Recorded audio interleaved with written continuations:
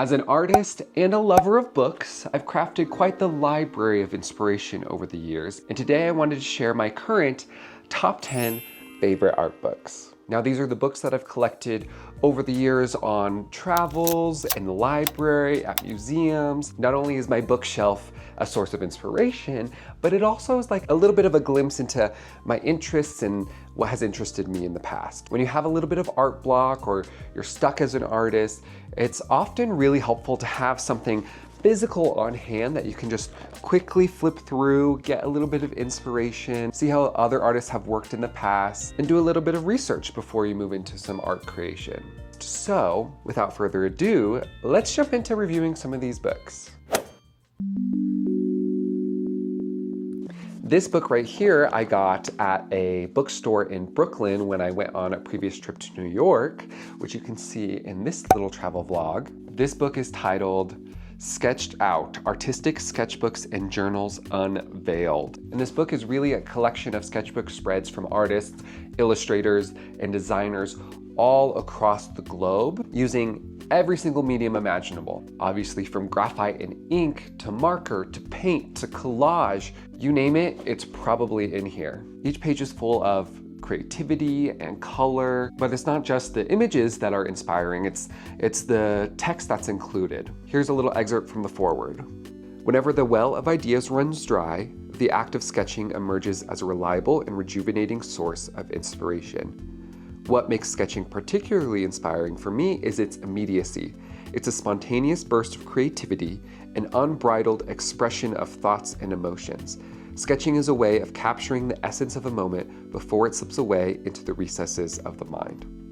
I use my sketchbook for all sorts of things, but it certainly is this physical space for me to explore ideas, put down thoughts, journal, and collect memories before, like this book says, they escape into the recesses of my mind. Now, these next two books that I want to share actually are art books for really famous movies, specifically The Art of Kiki's Delivery Service and my favorite animated movie of all time, The Art of the Song of the Sea. I've looked through these books so many times for character inspiration, for architectural inspiration. I specifically love seeing these beautiful watercolor concept sketches done by Hayao Miyazaki and his team directly next to stills from the film and seeing how ideas evolve from the conception to that final edit. Specifically, I love the watercolor compared with the graphite sketches, seeing how someone who has mastered their craft goes about ideating.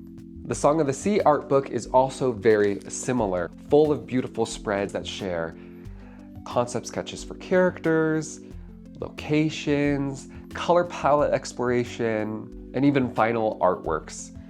Now, The Song of the Sea is one of my favorite animated movies, and in this book specifically, I love how Cartoon Saloon, the animation company that made this movie, really stuck with traditional media and created an entire world that was whimsical, fantastical, somber at times. There was just so much raw emotion in these images, in this movie. This is a book that I pick up again and again for inspiration. These next few books are all about painting. And although I don't consider myself primarily a painter, I do love this medium and I'm constantly on the lookout for new books that spark inspiration. My first two books are by Mateusz Urbanowicz, which I think is how you pronounce his name, but he is a, surprise, surprise, former Ghibli animator, along with other things, but that is what I feel like most people will recognize. He's created a couple books, and the two that I have here, the first one is about Tokyo Storefronts, a book that reviews all of these amazing, sometimes real, sometimes imagined Tokyo storefronts in beautiful watercolor detail. And as someone who's constantly looking to improve my skills, I am looking at this for how to paint foliage, how to paint architectural details, how to not overwork my paintings and let the medium really speak. The same goes for this next little book, which has some uncollected works from this same artist. And rather than focusing on Tokyo storefronts, the subjects are a lot wider, more varied, and I can oftentimes find references for what I want to paint in this little baby book.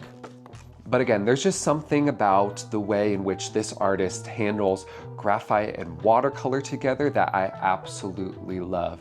Using the pencil sketch not only as a guide, but as a part of the piece, allowing line work to show through. I mean, these paintings are literally gorgeous, and I wish I could paint like this. But you know, we're getting there, we're getting there. This next book I picked up at a museum local to Denver, and it's titled Masterpieces of Colorado, A Rich Legacy of Landscape Painting. I do a lot of landscape painting in my art practice, whether it's for warm-ups or sketchbooks, or even final pieces. So having a book that's dedicated to a collection of local artists that use the landscapes that surround me as inspiration is a great way for me to take stock and note of how to look at my local landscape with an eye for aesthetics, with an eye for beauty, and constantly be thinking like, I could paint that, I could do that. I especially love the paintings that are maybe a little bit more abstracted, maybe a little bit more stylized. A lot of times that's where my work tends to head as well. My final painting reference book is the newest collection to my library, an exhibition text for Kent Monkman. At the time of this video is actually still has a solo exhibition up at the Denver Art Museum. Now, Kent Monkman uses history painting to reimagine the United States history of colonization, and specifically in regards to Indigenous histories. So it was great to see an Indigenous artist working at almost the highest level of the art world, having such success in these primarily white institutions. And when I went to this exhibition, I was blown away about how emotional I was. This is not only Indigenous history, this is American history, this is my history. My European ancestors settled this entire continent, and those effects are still being felt today. I was just so inspired by this direct confrontation of history, and I hope to take some of that energy and bring it into my own art practice. Not only are these paintings skillfully and technically well produced, but they explore conceptual ideas that I believe need to be seen by a larger public. And finally, we have some books about textiles, which, I mean, you can see the banner behind me. That's one of my more recent pieces. I've done crochet doilies. I've drawn on the ground crochet texts. I've done quilts. I've done all sorts of things with textiles. And a lot of my reference books have a textile spin to them. This first book that I want to share, I picked up at the Marimekko store in New York, all about Marimekko's patterns. Marimekko is one of my favorite fashion brands, and when I was in Helsinki, I saw it everywhere. So I knew I needed to pick up something for my library collection when I was at their flagship store in New York back in 2017.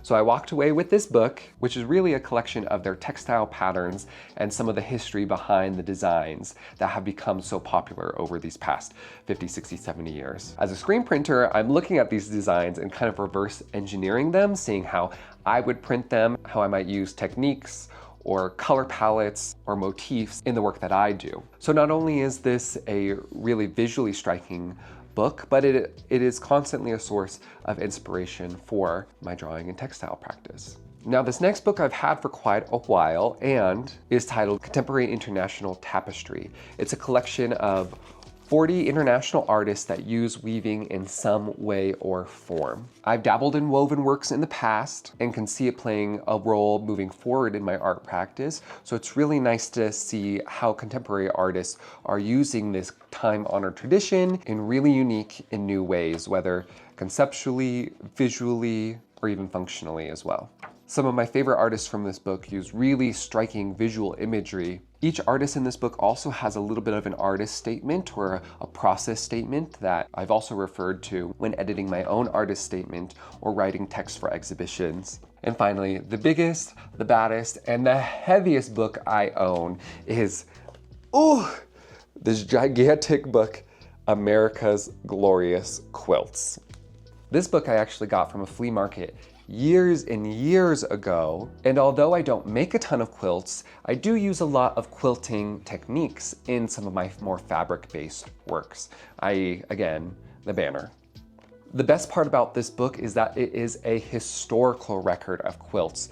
We have quilts going back to the 1850s, 60s, 70s from rural America, and although most people are familiar with quilts, they don't necessarily understand the difficulty that comes along with the technique. Seeing some of the really interesting block designs in this book makes me realize that this medium is so versatile and that I should probably use it a little bit more. And other than being a really great source of inspiration, it is also a fabulous coffee table book. You know I gotta represent my textiles whenever someone comes over to my house. So there you have it, a little snippet of my library collection, 10 books that I am finding inspiration in every single day. I'd love to hear what books are inspiring you. Where are you finding your books? Is it secondhand? Is it at the library? Are you ordering special online? On eBay even? I almost have done that a few times as well. But I'd love to hear what your favorite art books are at the moment. Make sure to follow along for new videos. I love sharing stuff like this, letting you get a glimpse into my inspiration, into my art practice, into my process. Without these books, I would not be doing the stuff that I'm doing today. I will see you all in the next video.